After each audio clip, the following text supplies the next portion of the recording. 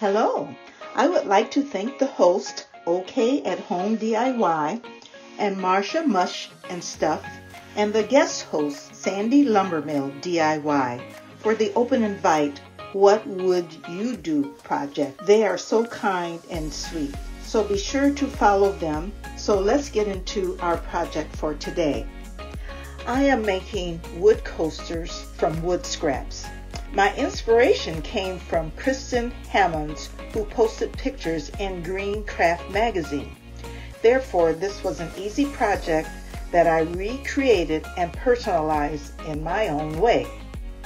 The supplies that you will need are 4 wood coasters, decorative paper of your choice, scissors or X-Acto knife, Mod Podge foam brush, pencil, reptile adhesive, and walnut stain distressed ink. So the first thing you want to do is gather your supplies and make sure that your wood slices are clean. I use the 4 corners of the decorative paper and just penciled around the wood piece, and then I cut the circle. So you don't have to cut it perfectly because you're going to trim it to fit the wood round. Now you may choose another motif or even a geometric pattern, but I think the floral pictures is really beautiful. So don't worry about the paper being perfect, because what you want to do is leave a little bit of the wood showing. Then you're going to apply reptile adhesive to the back of the decorative pattern and place it on the wood round. So you're going to make sure that you have the reptile glue on the entire piece of round paper, and you're going to make sure that you smooth it. Now you can use a lighter paper. I used a cardstock just because I like the flowers on it.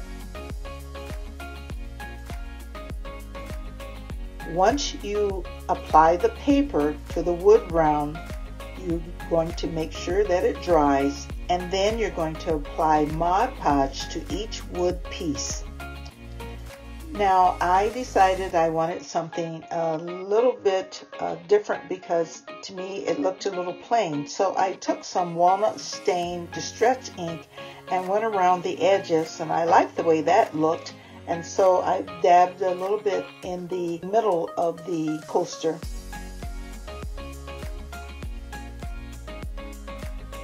And I think it looks wonderful. You can tie them together and make them as a nice housewarming gift.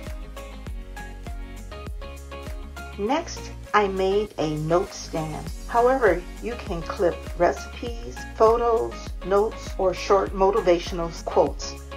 This was inspired by Heather Hewitt. This was also from the magazine Green Craft.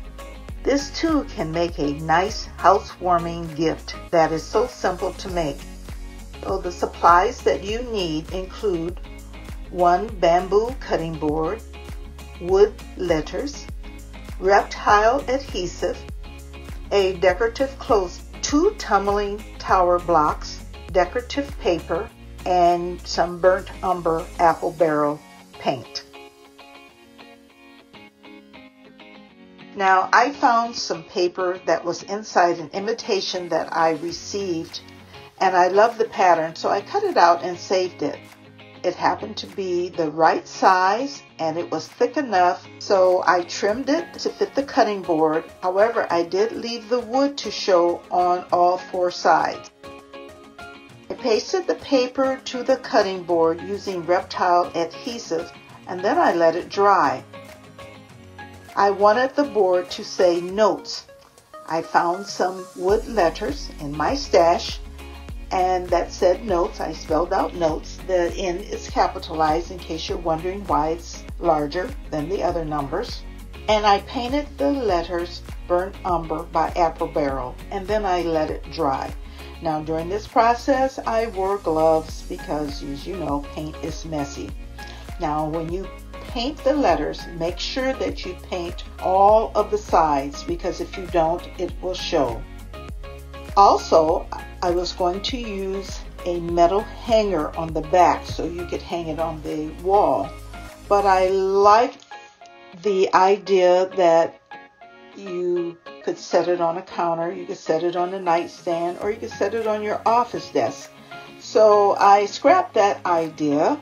Besides, it was going to be difficult pounding that metal hanger into the bamboo board. As you know, it's pretty solid.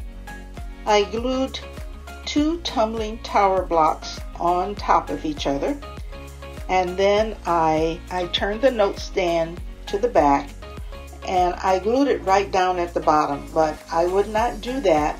You go up maybe a ½ inch or less so that it will just stand back a little bit, and you glue that to the back of the stand. I should have glued the letters on first, but I didn't, but it still worked out because I had to take it off and re-glue it anyway.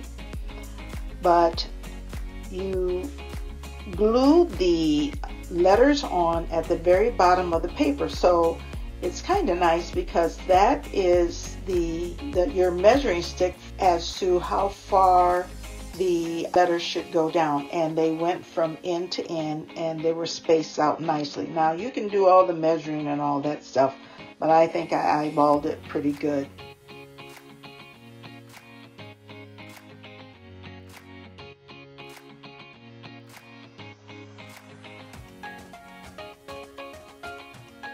Lastly, I glued the decorative clothespin to the top. If you want to, you can use a larger clothespin and apply a little motif of whatever you like that you have around.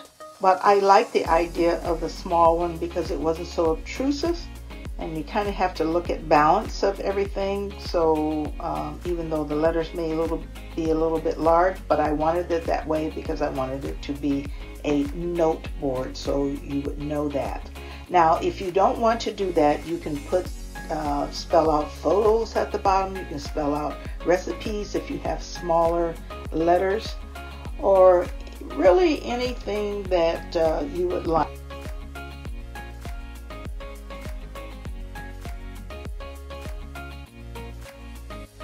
And the nice thing about this board is that you can use it anywhere in your home. You can use it in your kitchen to hang recipes. You can use it in your office as a reminder. You can put it in your bedroom hang pictures on it.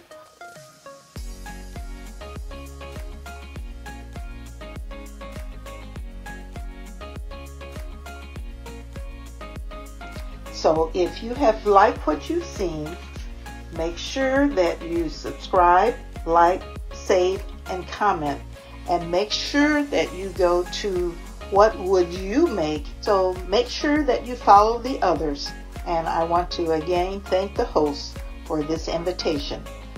OK at Home DIY and Marsha Mush and Stuff, and the guest host Sandy Lumbermill.